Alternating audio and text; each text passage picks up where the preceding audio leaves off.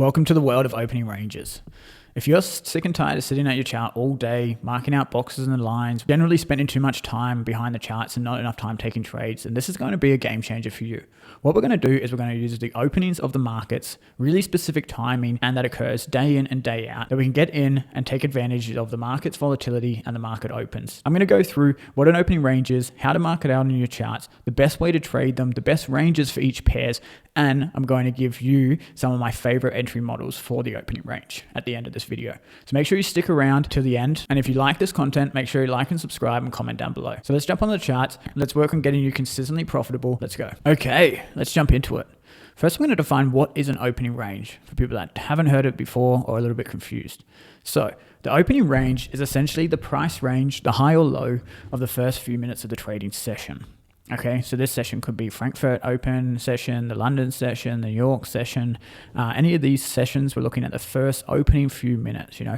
I preferably choose the 5 minutes, the first opening 5 minutes of the day. I know a lot of people have success with the 15 minutes. The 30 minutes is getting quite long, but I still know some traders use that as well. But these are just examples of different opening ranges that may helpful for depending on the type of trading you're doing.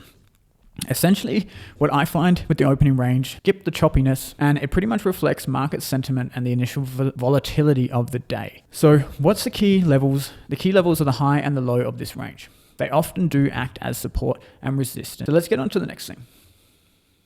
Why do we use the opening range? Okay, people may be wondering, what about all the other high time frame levels? What about this and that? But we're day traders or want to be day traders. We care about what's happening today, and what's going to give us the most information on what's happening today is the opens. If you look back over your data, often the opening price of an important session determined by that pair will often be the high or the low of the day. Very important areas to keep your eye on, and to know how to analyze and potentially be able to get in at these areas and catch the market as it's starting to move for that day. It also gives you a framework to be able to understand if the market is ranging as well, or if the market is breaking out strongly, or if it's faking out as well. It gives you a little bit of idea of how to control and understand those first bits of volatility at the open of the day. Okay, so also at this time of day, big institutional traders move into the market, creating significant moves. You can understand the sentiment bias, bullish, bearish, or if it's a neutral sentiment, essentially ranging. And it gives you essentially a perfect framework that you can be consistent on every single day.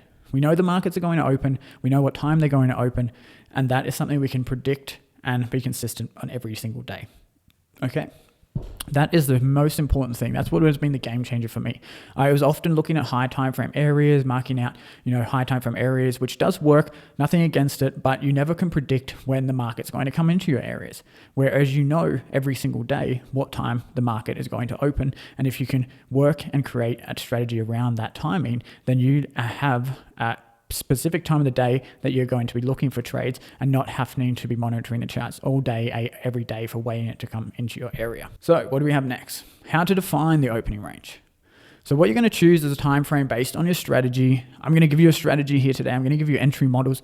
Mine is based off the 5-minute opening range. I do know the 15-minute and the 30 minutes work. If you prefer the higher time frames, so go ahead. You can play around with it and meet your entry models. But I personally really like the 5-minute range. It gives me a good, nice range there that I can work with. And it gives me a nice frame of basis for my entry models. So what I'm going to do, I'm going to go on the charts and quickly show you how to mark out your opening range. So let's say I'm on Euro USD here. I'm on the M5, like I said. Another really important thing to note is when the market opening times are. So I know that Euro USD, okay, we have to think who uses the Euro USD? Who are the big institutional traders that are going to be, trading in and out of this currency? Of course, you've got obviously the Americans that are going to be trading in and out of this country because it's against the US dollar, but you've also got all the big European companies and banks that are going to be trading in and out of this US dollar as well. So we have to think, okay, what's the biggest country GDP that uses the euro? It's Germany and France.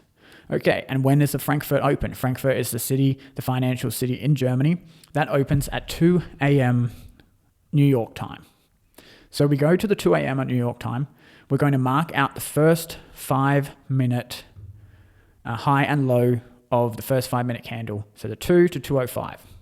What you can do, whatever you prefer, horizontal lines from here, you can pull them across, boxes from here. The parallel channel is a really great tool as well that you can use, because you can set alerts on either side, and so you can alert when price is breaking in and out of this area. So a little bonus tip for you there. So what I'll use is the parallel channel. Okay, I'll mark out the first 5 minutes of Frankfurt Open. Because we're trading the Euro USD, in my opinion, the Frankfurt Open is one of the most important opens. It's where the big money that trades in the Euro US dollar to start the day, obviously in the early morning session, is going to be the volatility coming in. Essentially the market participants are going to be the biggest and most respected, obviously, until we get to the NY Open. But I'll explain about that later, the workings and how the two play again with each other. But essentially, I'm looking at the Frankfurt Open, the first 5 minute candle here, and essentially we're marking it out like that. What we can do as well, if we're looking to trade the NY session, then we're looking at the 9:30. So here we go, that's the 9:30. Essentially the session opens at 8 a.m. New York time, but when the stock market opens and the really big volatility comes in is the 9:30 open. So this is when we're going to use as the opening range. So we can label this one as we want. I'm going to call this Frankfurt, and the first 5 minute candle. Of New York. You can already see the respect price gives this area, and how much cleaner it makes the charts look when you're looking for a trade. You can see price was already in an uptrend here. Then we had the opening range. Price fakes out to the low, which is perfect. We get a fake out, a breakout, a retest, a break, a retest, a break, and then obviously we get into London lunch and all that sort of stuff where the volume drops off until we come into New York, and that's how you mark them out. Simple as that, okay? So obviously if we wanted to, let's say we want to mark out the London one, that would be 3 a.m. So the first 5 minute candle of the 3 a.m. is here, and we can mark that out as well. I'm going to give you a bonus tip on how these all come together. I'm going to give you all the timings of the opening ranges, so stick around, and I'm going to give you entry models and how I trade these efficiently and to get consistent profits. Okay, I'm going to delete the London one from now. Just keep it clean on the chart. Okay, essentially the exact same thing if you want to go to a higher time frame. You're just looking at the first 15 minutes of the chart. So let's go, we had 2 a.m. here. So instead of marking out the first 5 minute candle, we're marking out the first 15 minute candle here. There you can go, we've got the high and low. If you want to just do lines, go for it. I like to have it, shaded in as I do. That's obviously personal preference. And the same with the 15 minute here. I prefer the M5, but obviously you can see quite easily that the M15 gets quite nicely respected as well. So you can play around with that. I'm going to give you my entry models, and then we can go from there. Okay, so let's jump back on the 5 minute and see what we have next. Okay. Once you've marked out the high and the low on the range of your chart, then we're going to talk about some common patterns in the opening range. We're going to talk out what price breaks out when the opening range is respected straight away and price just moves strongly in a direction, and just, often we can get a retest and then it goes. The other one, essentially, where price is, the opening range would be the low or the high of that day, essentially. We get the fake out where price will move in one direction, and then it will come back and break the other side of the opening range. And then we get range-bound price action, where we often get a breakout one side, and then it comes back and breaks out the other side, and then, breaks out the other side, and you end up, moving quite sideways for a while until it eventually decides to go one way or the other, or it doesn't. Okay? And that, obviously is also really nice to have defined, for you not to get caught into trading those sorts of conditions. What I want to show you now before we jump onto the charts and I give you examples is important time zones, important market session opens, important times for volatility, and where I mark my opening ranges out from. Okay, so this is all in NY time zone, in EST. So the Frankfurt Open is at 2 a.m. EST, the London is at 3 a.m. EST, the New York Open of the stock market is at 9:30 a.m. EST, and Tokyo opens at 7 p.m. NY time zone EST. Be aware around the end of March, we will get some fluctuations of this. So that's important as a professional trader to be aware of these time zone fluctuations determined on the daylight savings. And there may be slight changes in this, and this is important to note and be aware of. Take a screenshot if you like, but they're going to be your important times, wherever you're trading, to be able to get the start of your opening range. Okay, so if we're trading the 5 minute, we're going to look at the 2 to the 205, the 3 to the 305, the 930 to 935, and the 19 to the 1905. Okay, I'm going to give you a bonus tip right now before we jump into it. The important opening ranges of certain pairs. Okay, so for Euro USD, a lot of people get caught up. I myself was caught up on the London Open until I started looking at it, thinking about it logically. London and the UK, they don't use euros, they use GBP. So why do I put so much weight on the London Open? I know volatility comes in at this time, but who are the big players in the euro? That is Germany and France. And their markets open at the Frankfurt Open time of 2 a.m. So I'm very interested in the Frankfurt opening range. If we get a huge move out before the London Open, I will also mark out the London opening range as well. It is sometimes relevant, but if they're very close together, I will preference the Frankfurt opening range. Of course, it's against USD, so the New York opening range is very important as well.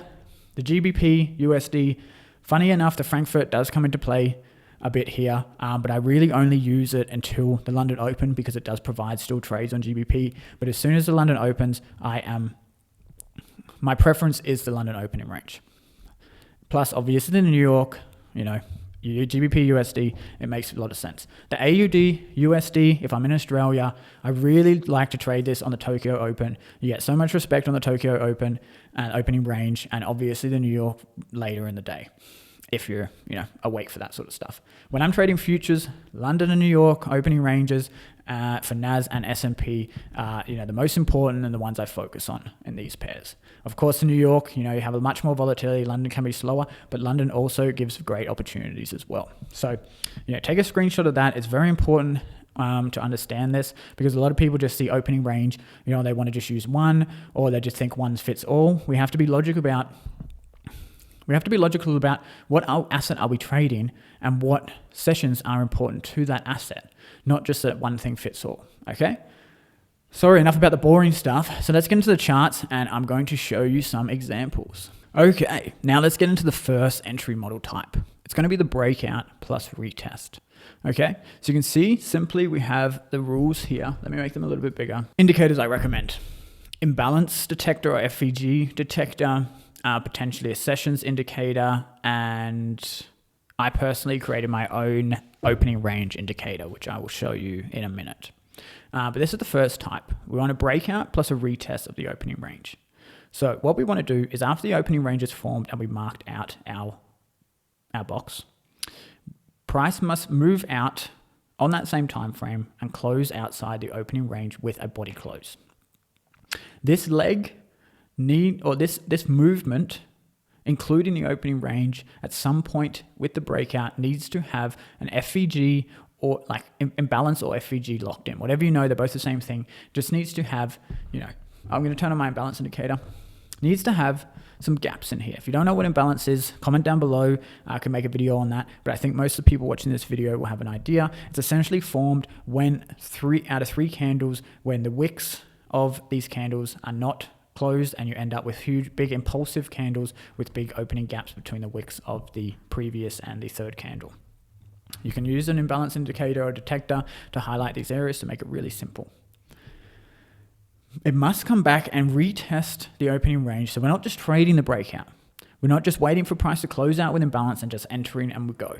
Okay, that is just going to lead you to get wrecked a lot of times because the market fakes out. What we want is our double confirmation. We want price to come back and retest our area and then give us an entry candle, a first engulfing reaction candle. An engulfing candle is a candle that essentially just closes above the high or the low of the previous candle. A really strong one is when the previous, for an example, we have here, where the previous candle was bullish, and then the next candle is bearish, and that closes below the low of that previous candle. But these are also, considered engulfing candles as well. But we want to see a candle that closes below in a bearish instance below the previous candle, or in a bullish instance above the previous candle. So I'm going to turn on my opening range indicator here, but it is as simple as you can just mark it out. This is 2 a.m. This is the Frankfurt Open on Euro USD. We can just mark it out like this. No problem at all. What we have is after this 5-minute close, we mark it out. Okay, 5-minute has closed. We then get our next candle close outside. Very strong movement, very close. Okay, we have a close. We get another candle close outside. What do we have now? We have imbalance in the breakout. We've got a breakout to the downside. So what we're hoping for is price to come back into our opening range and give us a nice rejection for us to go short, to continue this breakout and retest. So what do we have? We have price move up. It just misses our opening range and starts to pull back, but must come back and retest inside the opening range. What do we have? The next move up, we get a retest here. We get a rejection, but if we have a look at the body of this, the wick of this candle, our rejection does not close even the body, let alone the whole candle wick. So then we have another push up, we have another rejection here. But look at the previous candle's low. We don't even come close to it. We get another push up to the retest. Okay, we keep marking out our lows, and then what do we have? This candle closes very strongly on that, below this last rejection candle, causing an engulfing candle. On the candle close, we can there's two options. What you would do, you can place a limit order here. You can cover the highest point that tapped into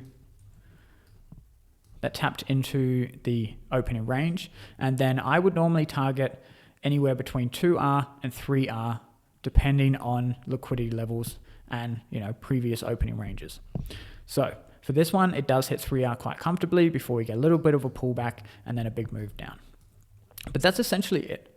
What will invalidate this trade is essentially if we start pushing back in, start closing above the range, anything like this. We want it to really be a nice, clean retest, generally wick rejections. We don't want to start getting body closes and candle closes back inside the range, because then we're going to be looking for another breakout and then the retest again.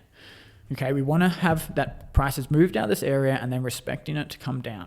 Okay, it's quite simple. So let's see if we can find any other examples. As you can see here, price respects this, coming back to it time and time again. As you can see here, wick, rejection.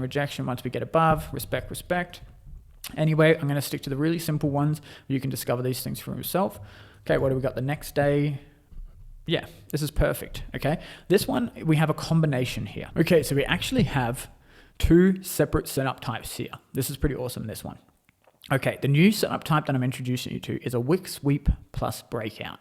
So this is the more an aggressive type of entry, okay? And it's usually going to be better used when we can see that price is already moving quite nicely in the direction we'd like it to go.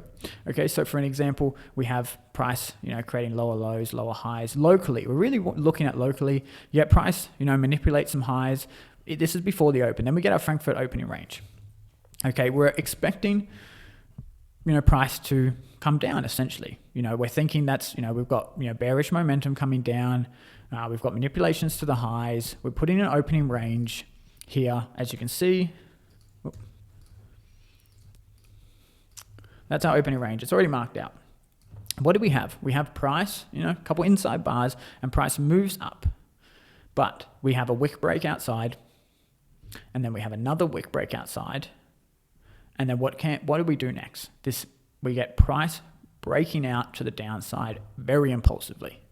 Okay, this is where we can be a little bit more aggressive because we've had this manipulation up.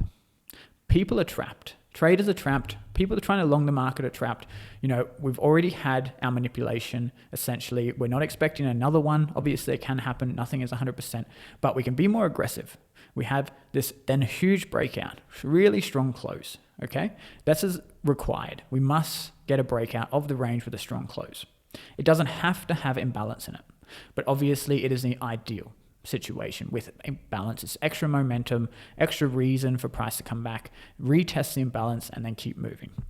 But essentially, an aggressive entry on this would be shorting at the close of that candle with your stop loss covering the high of the sweep. Obviously, this is a very big stop loss, maybe bigger than some people are used to. So in these cases, you would really keep it to a 2R You wouldn't expect, to try target 3. Look at this though, we do, when price moves, you do get 3R. But when you have such a big stop loss like this, you can target 2RR. Maybe you want to put a limit at the retest of the opening range, which we do get. Just be wary on these movements. The reason I suggest getting in early is these can be very impulsive movements. If we get that manipulation and then a strong move, these moves can move very fast and you sometimes don't get the retest. Here we had a double chance. So what did we have after this? We can refer back to, essentially this is a really strong breakout retest because we've got the manipulation, we've got the sweep above, we've got the fake out essentially, which is essentially another one. But the regular fake out is when we close body above. We look like we're moving that direction. This is a very bearish situation where we're only closing with wicks. So what do we have next? Again, we can revert to essentially looking for the strong bearish candle printing. Of course, we've already got a setup here, so you could potentially get in on that first rejection candle, potentially cover these highs. There's multiple ways to get into this, but if you want to be very conservative, then you can just mark out your bottom of the bullish candle before the rejection.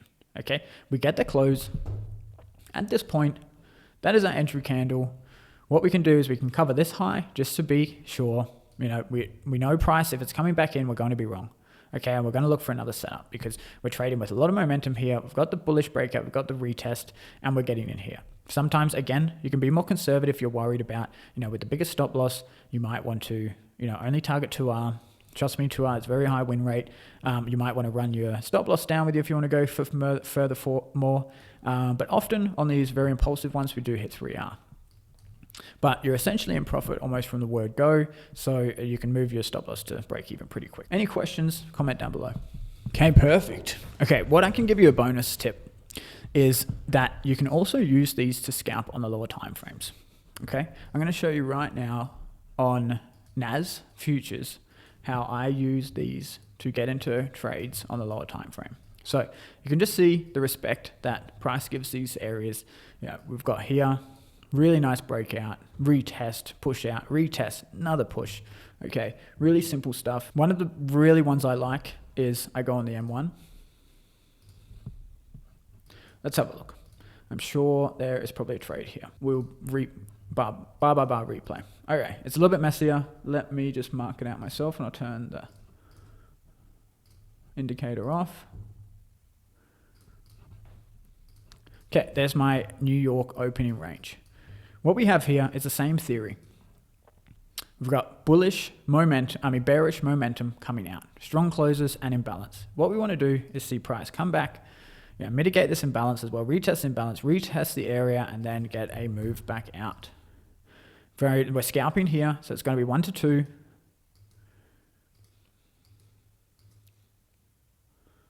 Okay, we're moving in pretty impulsively. Okay, this is a really important lesson actually. As you can see here, we formed bullish imbalance. Let's call this M1 imbalance. Okay. This is something that we want to see broken. Before where we wanted to break the low of the previous candle. If we form imbalance in this direction, we want to close below the imbalance to give us a trade. So let's see. Okay, that's a very impulsive candle there. We've closed below the imbalance as we said. We've got to close below there. It's a very big candle. What I'm going to do is I'm going to set a limit on the 50% of that imbalance, and we're going to target 2R. This candle's already mitigated this candle, so I'm happy to have my stop loss there. I don't need to cover the high because if we're coming above this, we're going to be coming above that one as well. Okay, we've been tagged in. And TP. Okay, it looks like we've hit TP. That's all we need. Momentum out, momentum down, retest, breakout, and we go again. Let's see what price does. We're pushing back in. No engulfing candles yet. No imbalance yet either, so we're still looking to break the lows. Okay, we still haven't closed below the low. Okay, that is going to be our entry candle. In this case, we'll cover the high of this one. And again,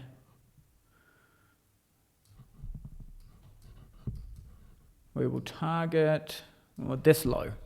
It's about 1.15. Maybe we go a little bit tighter. 2.9. We just don't want to target too far. We're scalping here, liquidity here, liquidity here. If we're trying to target so far down like this, then it's more likely the price is going to come back against us. This is a 2.3 with that entry. So let's hope, yep, we get tagged in there. It's a nice this is a beautiful retest of the opening range after the breakout. So that even this candle could have been a really nice entry candle, but we're in already. And we've hit TP. So this is how you can use it to scalp on the lower time frames as well.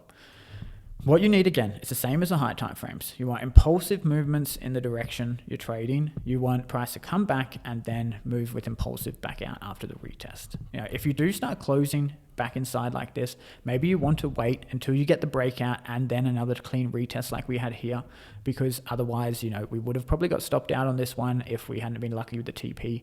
So a good one would have been we wait for this price to come back in, or we wait for something to retest here and give us an entry candle, which it didn't. We never got the touch back in. We started closing back inside the range, which isn't a great sign. We usually want to reject it and come back out pretty quick. We had a pretty strong rejection candle. What we could have done is we have a new breakout candle here. We wait for price to come and retest and then go again. Essentially like this. We moved up. We started closing back in. We have the breakout candle. And then we had our retest candle.